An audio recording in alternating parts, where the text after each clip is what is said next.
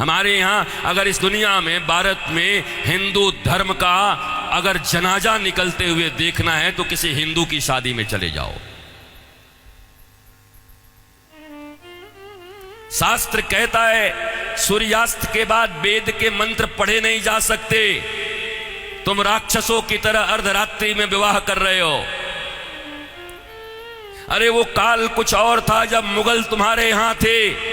रात के अंधेरे में बहू बेटियों को उठाकर ले जाते थे, दिन के उजाले में ले जाते थे, तो रात में छुप छुप करके अंधेरे में विवाह कर दिया करते थे। अब कौन मुगल और कौन अंग्रेज तुम्हारे पीछे पड़ा है? क्यों नहीं तुम सूर्यास्त के पहले विवाह करते हो, अभिजित मुहूर्त में करते हो? वेद तो वही कहता है। तो तुम्हें तो ये भी ज्ञान नहीं है। हिंदू धर्म का डंका लेके घूमते चल रहे हो, डंका पीट रहे हो हिंदू धर्म का।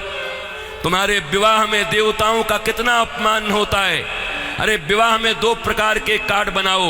विवाह एक संस्कार है, विवाह एक यज्ञ है। अरे भैया, खाने पीने खिलाने वाले के लिए एक दिन रिसेप्शन जो करते हो कर दिया करना, पर विवाह में बड़े लिमिटेड लोगों को बुलाया करो।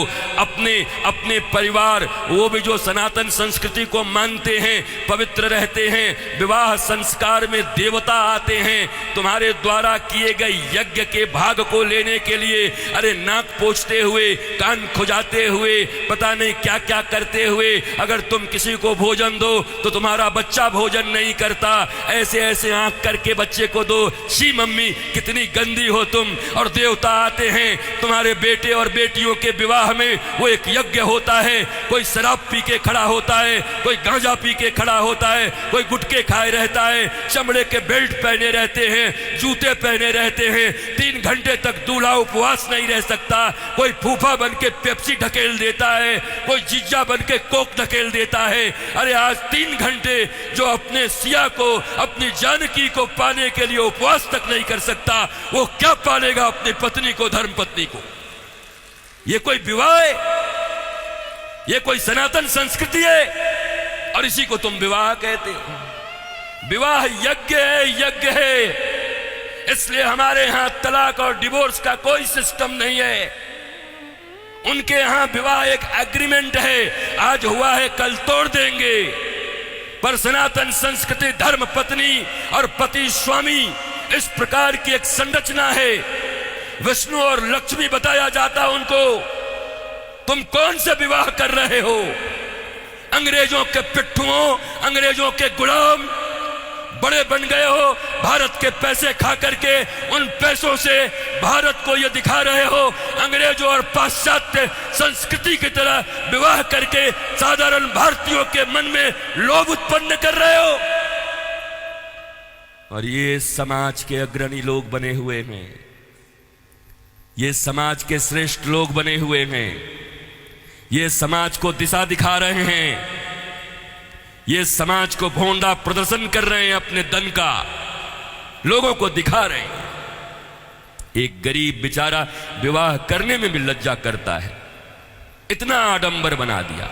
विवाह एक यज्ञ है, बड़ा पवित्र यज्ञ है, सुंदर यज्ञ है। वेदियां बनती हैं। हमारे यहां दूल्हे दुल्हन, उनके वस्त्र कैसे होते थे? देखो आज के 50 साल पहले ही देखो ना, 50 साल पहले के फिल्म देख लो बॉलीवुड में, तो समझ जाओगे कैसे वस्त्र पहन करके विवाह करता हमारे यहाँ पर। क्योंकि बॉलीवुड भी या सिनेमा भी समाज का दर्पण होता है। और अब बदले हुए बॉलीवुड को देख लो कि अब कैसे विवाह करते हो।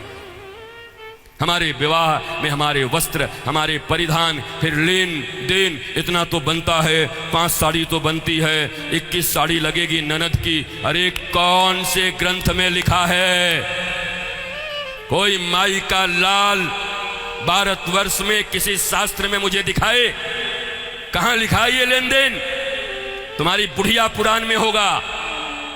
लोभियों के बनाए गए कानून, लोभियों के बनाए गए नियम, अरे जरा सोचो, एक बच्ची, एक बेटी अपना नाम, अपना गोत्र छोड़कर आती, अपना टाइटल छोड़ करके आती, अपने घर परिवार, माता पिता, भाई बहन, सखी सहेली छोड़कर आती और तुम्हारे वंश को बढ़ाने के लिए तुम्हारे घर में आती है। उसको भी टीवी, फ्रिज और कार के लिए मिट्टी, तेल और पेट्रोल से जला देते हो। तुम्हें शर्म नहीं आती? भारतवर्ष में जन्म लेकर बैठे हो। तुम्हारी बाजुओं और भुजाओं में अगर शक्ति है तो अपने पैसे से कार खरीद लो, अपने पैसे से फ्रिज खरीद लो, क्योंकि छोटी छोटी बच्चियों के पिता तो बचपन से उसके लिए खिलौना खरीदते रहते हैं। जब छोटी रहती है 5 रुपए का, थोड़ी बड़ी हो जाती है थोड़ा और बड़ा, थोड़ी बड़ी हो गई साइकिल खरीद लिया, थोड़ी बड़ी हो गई स्कूटी खरीद दिया, और बड़ी हो गई अच्छे घर के हैं कार खरीद दिया 5 लाख का, और एक दिन फिर जा करके 5 करोड़ में एक गुड्डा खरीद के ला के दे दिया। तो खरीदे हुए सामान की जो इज्जत होती है वही दूल्हे की भी इज्जत होती है। दूल्हा बिकता है, बोलो खरीदोगे?